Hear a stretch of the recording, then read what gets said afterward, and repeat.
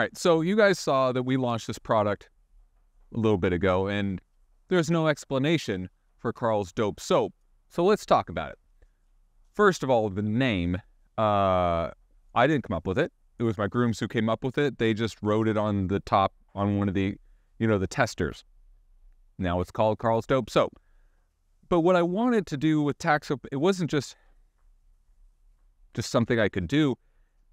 The tack soap was to fix a problem, and that was to make a soap that worked the way I wanted it to work for the leather. And there's some problems with some of the soaps. Some of the soaps, they're too aggressive. So when you actually clean your bridles every day, they're too aggressive and they dry the leather out.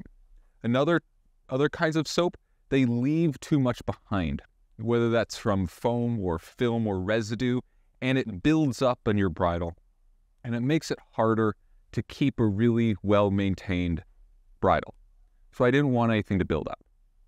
And I wanted the soap to be simple, to do its job, and to do it well. So, Karl's Dope Soap. It has literally only 3 ingredients. It is as simple as possible.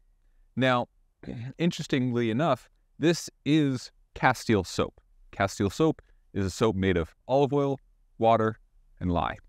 And the lye eats the oil, saponifies the oils. Detail. This is Castile soap. If you look up Castile soap, not the Dr. Bronner's version, but like actual Castile soap, it is amazing soap. And I picked it because it has a very low lather, so you can basically not even get it to foam up too much.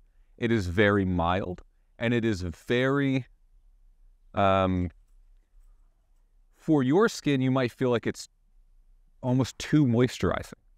But we're dealing with leather, and we don't want to dry out the leather. The one thing that this does not do, that some people might complain about, is it doesn't really make the leather as shiny as some other soaps.